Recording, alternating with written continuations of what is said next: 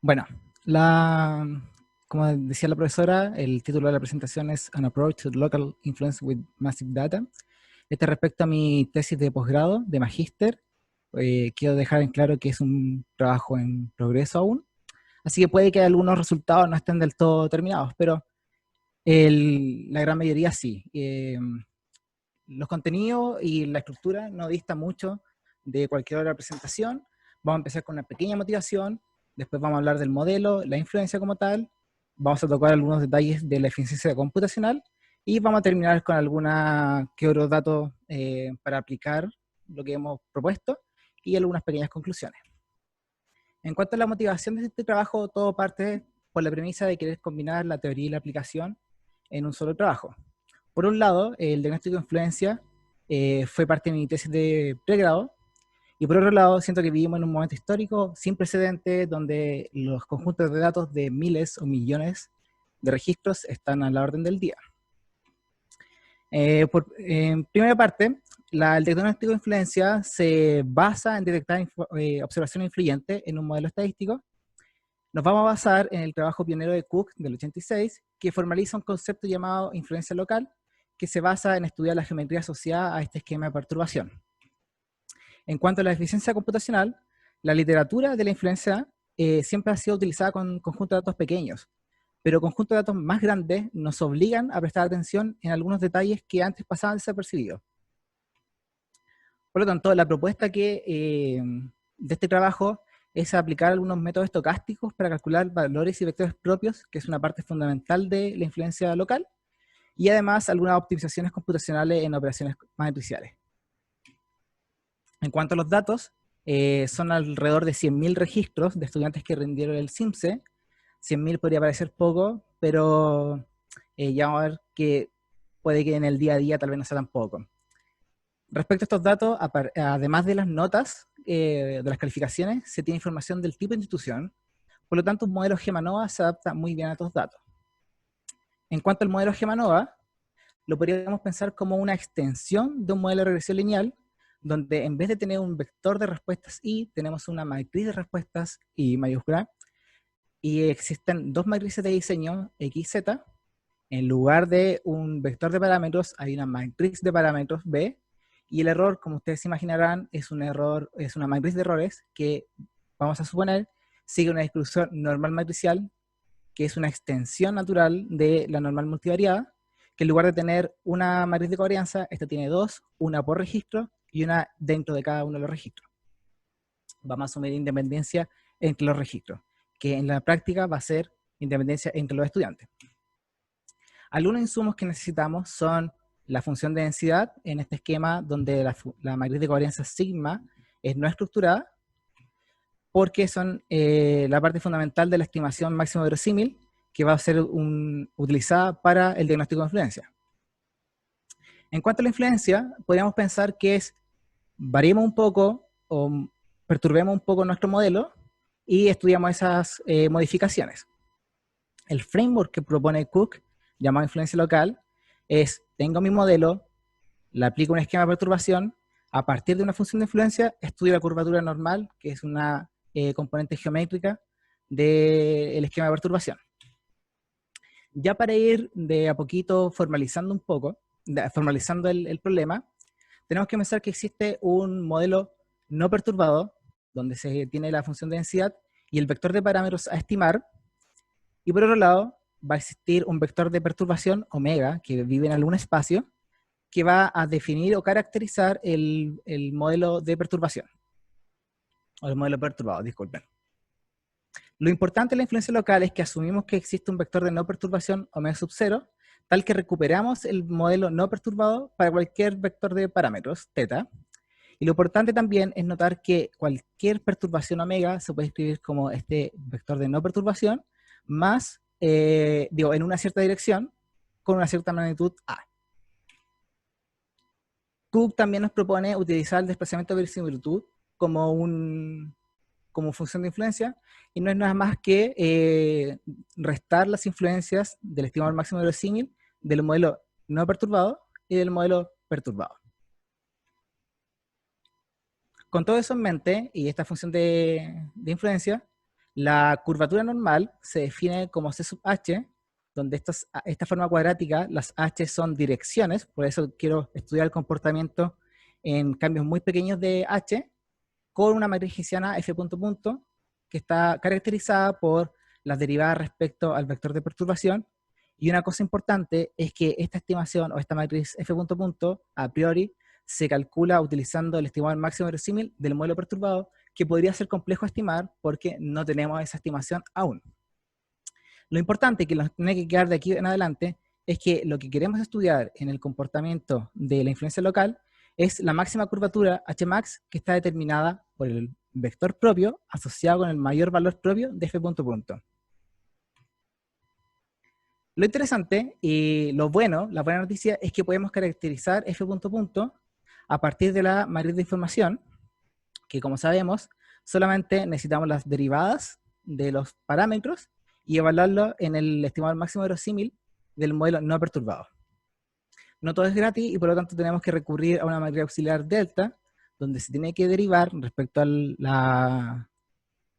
vector de parámetro, del vector de perturbación, omega. Pero algo súper importante y algo súper cómodo es que no se hace una estimación máximo verosímil del modelo de perturbación, sino que solamente se evalúa en el estimado máximo verosímil no perturbado y en el vector de no perturbación.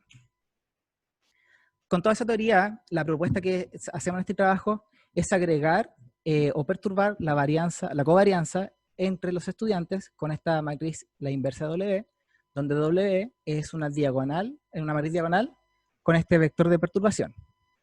Considerando que es una matriz diagonal, es directo notar que el vector de no perturbación o el vector nulo de perturbación es poner puros unos en la diagonal y así recuperamos la matriz de identidad que habíamos visto desde un principio.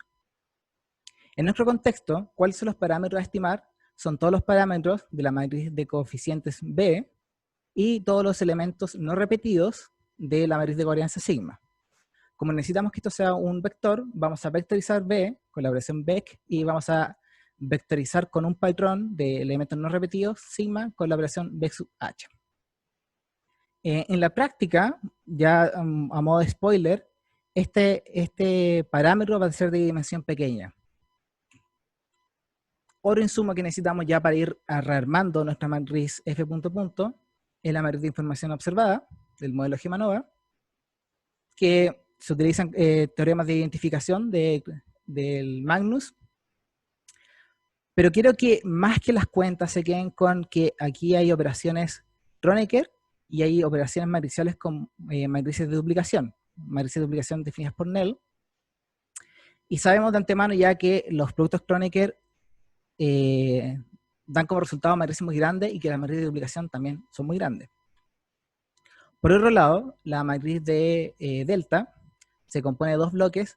Vuelven a aparecer los productos Kronecker, vuelven a aparecer las matrices de duplicación, pero en este caso, como estamos derivando respecto a la matriz W, aparecen estas matrices de duplicación con patrón, que están definidas como d sub n asterisco, que van a ser de tamaño n cuadrado por n. Ya tenemos una idea de que van a ser muy, muy grandes.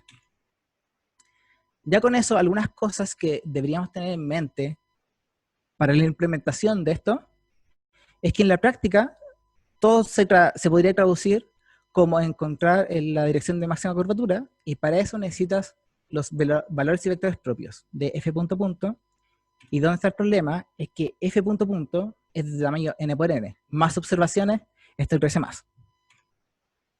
¿Cuáles son las propuestas que ponemos nosotros?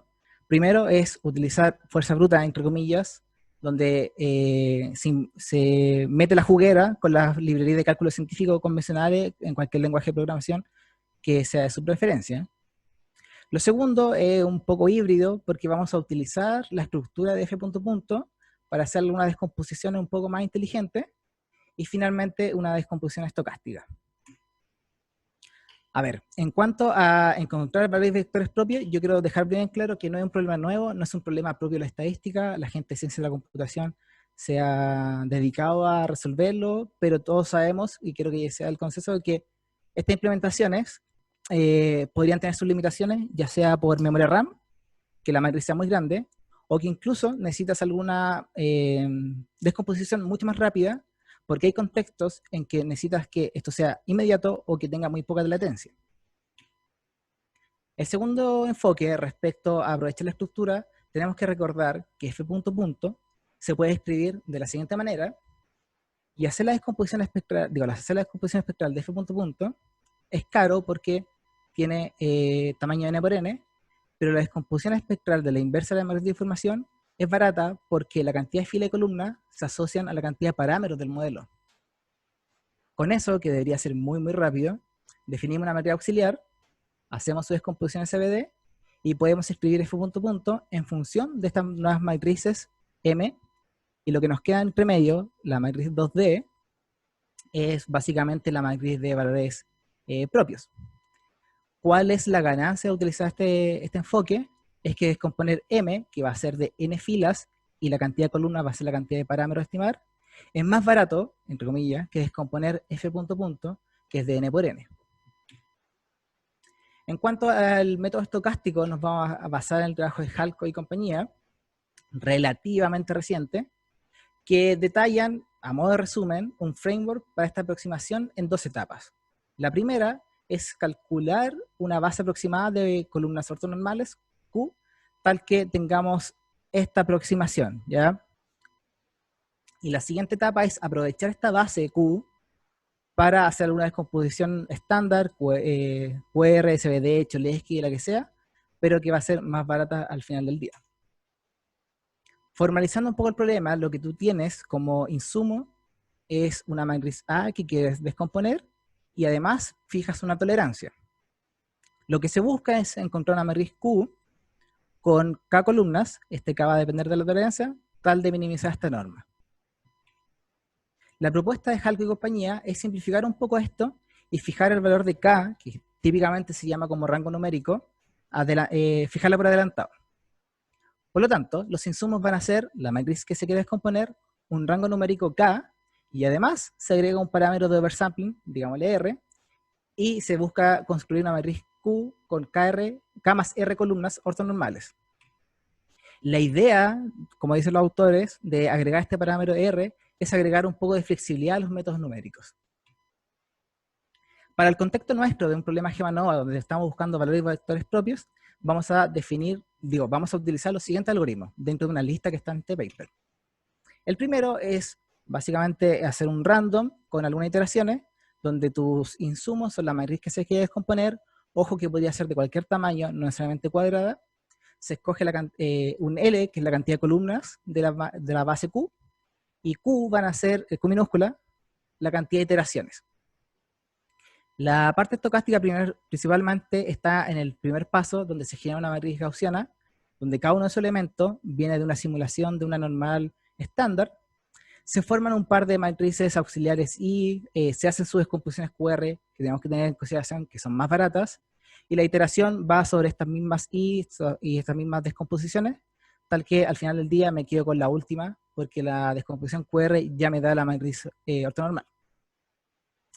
En cuanto a la etapa B, el insumo tiene que ser una matriz semidefinida positiva, como f punto punto, la base Q, que aquí ya teníamos, y lo que estás buscando es una descomposición espectral aproximada con este lambda mayúscula. Y la idea detrás también es aprovechar un poco la estructura, hacer muchas matrices que sean transitorias como M1, M2, pero ¿dónde está la ganancia? Es que en el paso 2 las descomposiciones Cholesky también son baratas, porque son inferiores. Formar la matriz G también es barato porque se puede usar algún solver triangular. Calcular una descomposición SVD debería ser más barato que hacer la descomposición espectral de todo el A. Y finalmente establecemos que el lambda de los valores propios que estamos buscando es la matriz de los valores singulares A al cuadrado. Con eso en consideración, ya con toda nuestra artillería en mano, vamos a proceder a la aplicación. Para quien no recuerde o para quien no esté familiarizado, la gente que sea de otros países, el CIMSE es una prueba que se hace en Chile para evaluar los resultados de aprendizaje en los establecimientos para los niveles de primaria y secundaria o enseñanza básica y enseñanza media, como le llamamos acá. Lo importante es que se hace en ciertos niveles, en cuarto básico, octavo básico y segundo medio, de todo el universo de datos que tenemos, para mantener un poco la simplicidad, no tener datos perdidos, vamos a filtrar con las siguientes condiciones. Vamos a tomar a los estudiantes que el año 2007 tomaron el SIMS en cuarto básico, el 2011 en octavo básico, el 2013 en segundo medio. Vamos a de nuevo restringir por los estudiantes que hayan tomado las pruebas en esos 3 años, en esos 3 cursos, estudiantes que no hayan cambiado su tipo de institución, y solamente por simplicidad vamos a tomar el puntaje de matemáticas. Con ese filtro, al final me quedo con 91.571 estudiantes, que va a ser nuestro valor de N. La matriz de respuestas I va a tener los puntajes de matemática de cada uno de los estudiantes. X va a tener o va a modelar la pertenencia de cada estudiante a un tipo de institución. Z nos va a agregar la temporalidad o el nivel, el grado en que se tomó la prueba, además de una constante para darle más flexibilidad a la estimación. Y B y sigma van a ser respectivamente los parámetros a estimar, la matriz de coeficiente y la covarianza intraestudiante.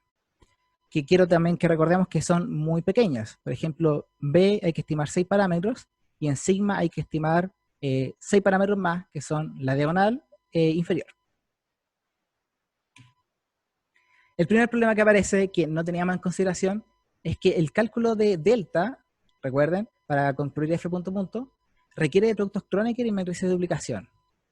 Por ejemplo, el primer bloque consume mucha memoria, pero no tanto en el resultado, porque el resultado de este primer bloque es de tamaño 6 filas y 91.500 columnas, que cabe en memoria RAM, pero las matrices intermedias son muy grandes. Fíjense en el cuadrado columnas y en el cuadrado filas.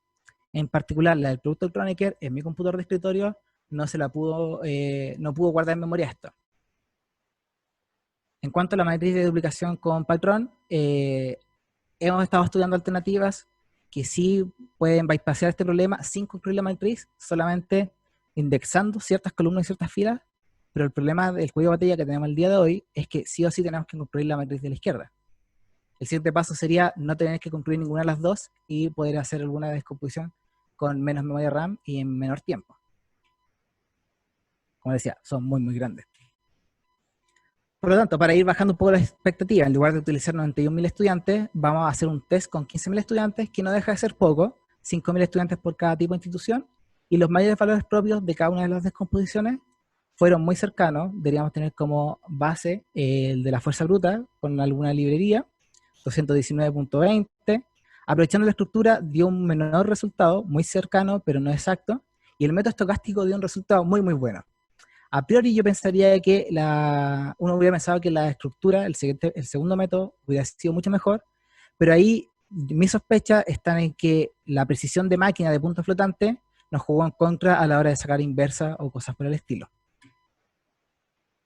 Pues bien, en cuanto a la influencia local, uno lo que tiene que hacer es sacar el mayor valor propio, recupera el vector propio asociado y hace un index plot que grafica o plotea cada uno de los puntos. En una influencia local con 13 puntos, 20 puntos, un dato influyente debería saltar a la vista, debería notarse que está muy alejado del resto de la 9 puntos, cosa que aquí no podríamos decir que se vea a simple vista, tanto para la fuerza bruta, aprovechando la estructura, o para el método estocástico. Pues bien, entonces, eso es un segundo desafío, a que en la influencia local con datos masivos también propone un desafío a la hora de mostrar los resultados. Y por eso voy a ir ya terminando con las conclusiones, tanto que el diagnóstico de influencia en estos contextos de datos masivos requiere especial atención, ya sea en la parte teórica, con las derivaciones matriciales, pero también en detalles computacionales que, a opinión personal, a veces los estadísticos dejamos un poco de lado. El esquema de perturbación aquí jugó un rol fundamental, porque era un esquema de perturbación que aplicaba directamente sobre la cantidad de registros, y esa cantidad de registros podía escalar muy, muy rápido. Y sorprendentemente, los métodos estocásticos nos dieron muy buenos resultados. En cuanto a los trabajos futuros, lo primero, lo que tenemos en mente, estamos trabajando ahora, es resolver estas incidencias con los productos Kronecker y las matrices de duplicación. En el modelo Gemanova yo les dije que utilicé una matriz no estructurada de covarianza. La literatura también propone utilizar una estructura de covarianza simple de Rao, por ejemplo. Y también, si se recuerdan, yo dije de antemano que se escogía el rango numérico y el oversampling en los métodos estocásticos. Estos son hiperparámetros que uno también podría ir estudiando a algún tuning intermedio.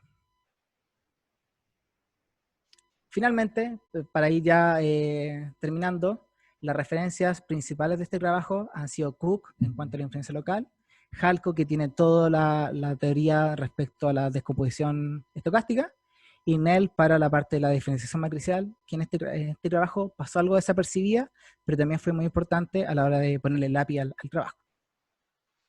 Así que eso sería. Muchas gracias, creo que estuve justo en el tiempo.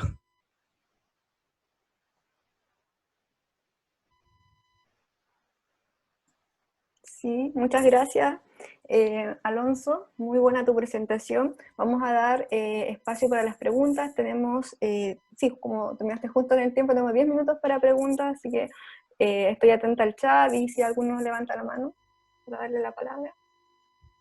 Súper.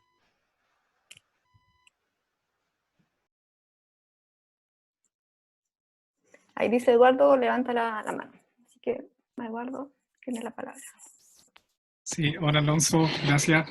No tengo la manito así. Bueno, ahí lo levantaron, pero bueno, levanta la mano.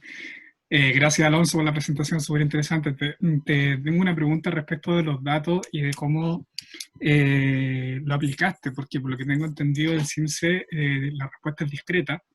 Y resulta que cuando explicaste el modelo decía que la Y, que eran los puntajes, estaban en RN, creo.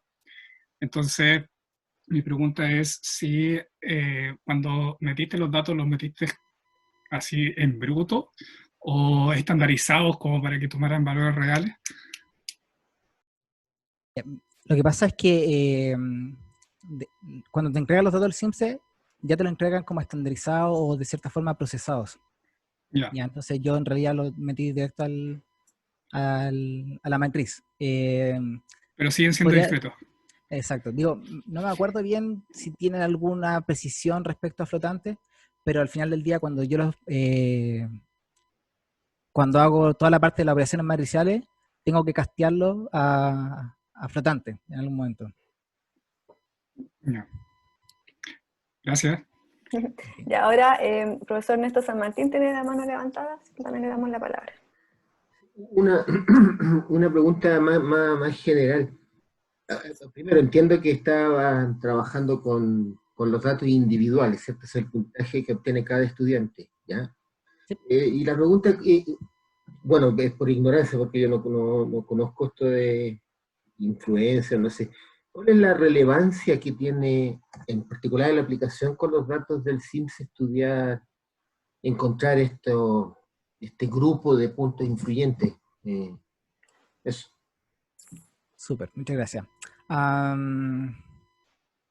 ver, uno podría pensar que hay otros métodos de influencia, como influencia global, que uno podría esperar encontrar outliers.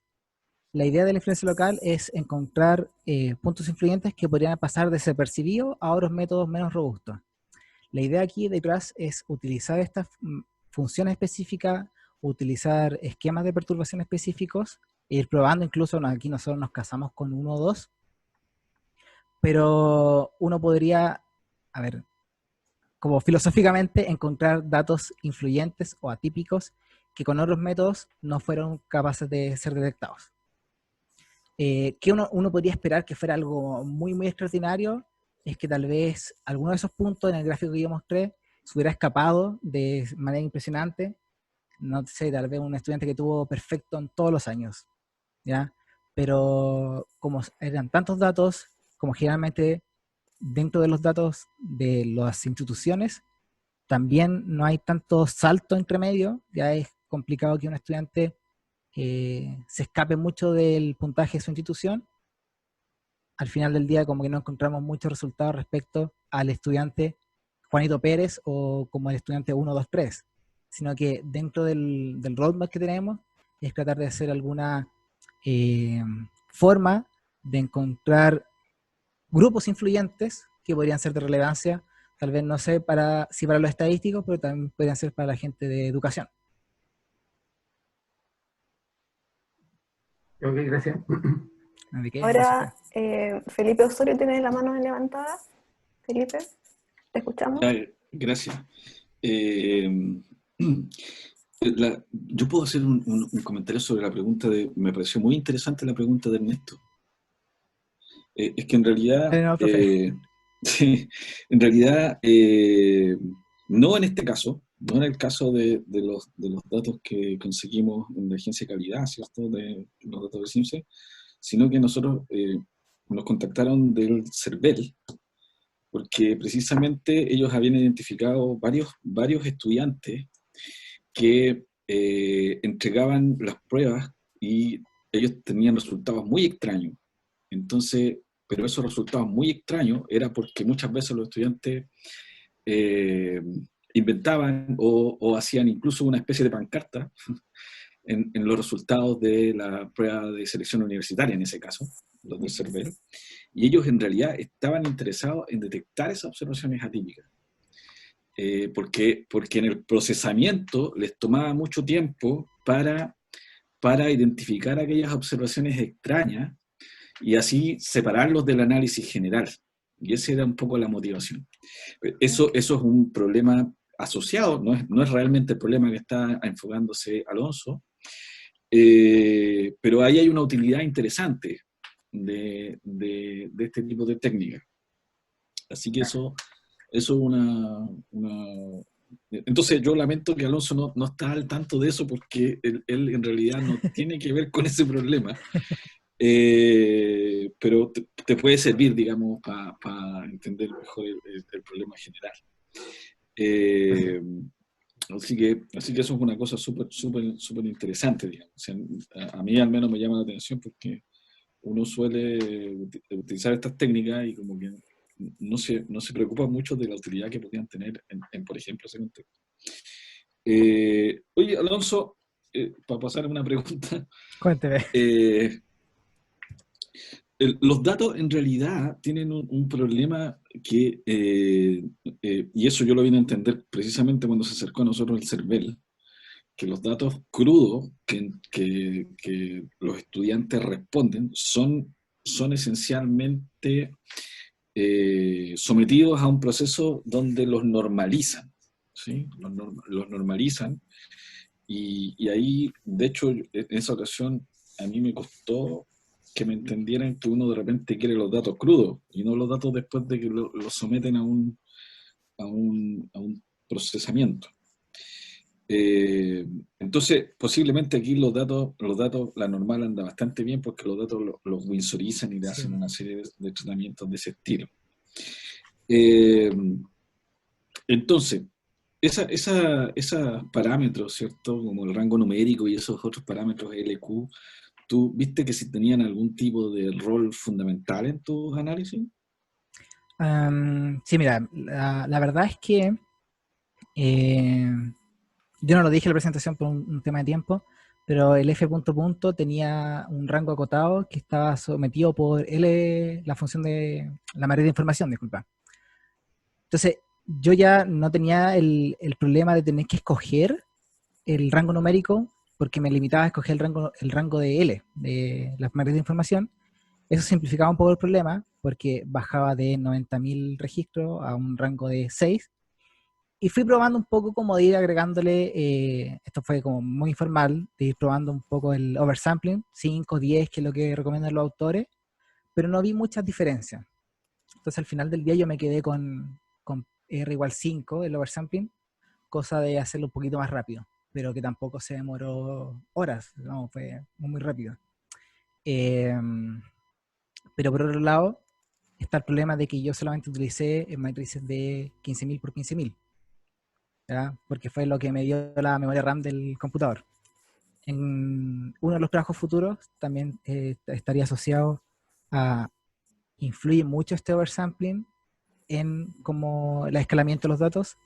Me va a mejorar los resultados tener un oversampling de 10 o de 5 cuando tenga los 100.000 datos.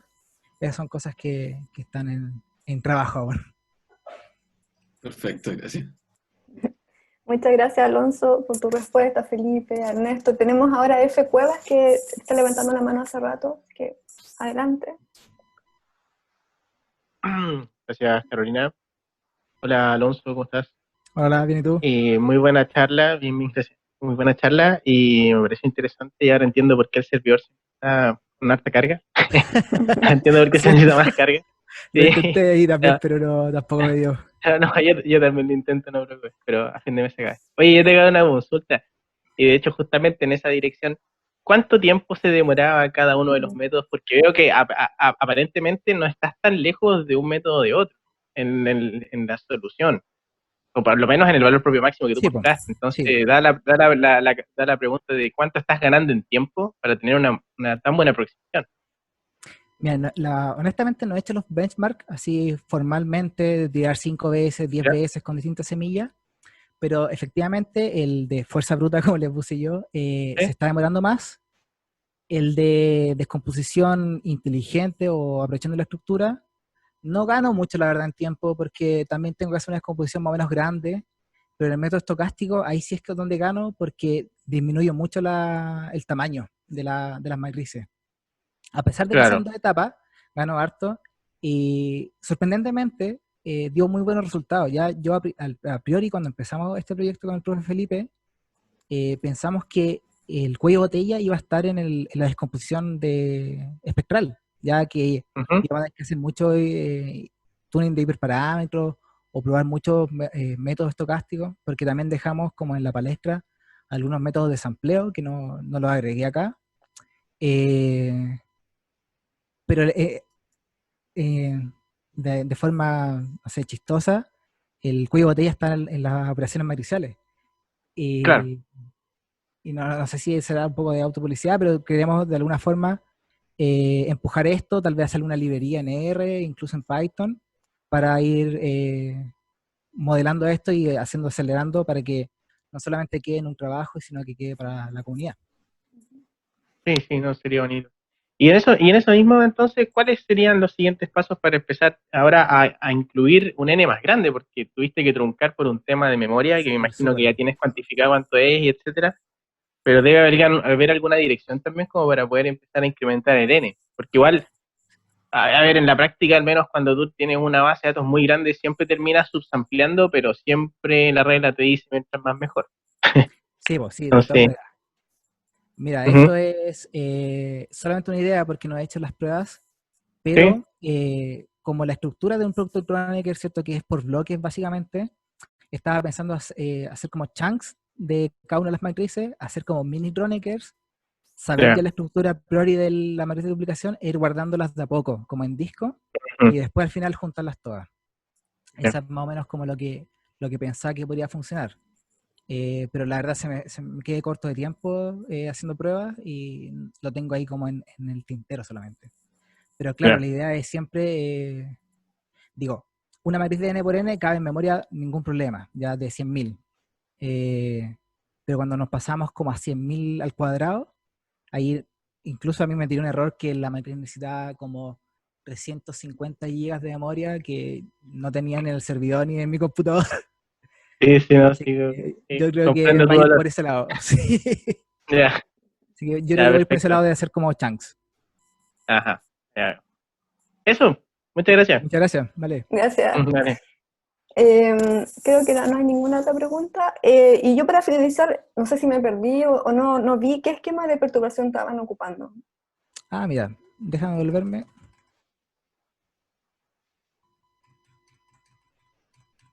Acá. En el esquema no perturbado, esta matriz de covarianza entre los registros, que en la práctica entre los estudiantes, es una identidad. Entonces, ahora, yo también pasé el golazo acá de que puse la inversa de W, pero es por un tema de que hacer las derivaciones matriciales queda mucho más simple hacer la derivación porque esa es la inversa de la inversa.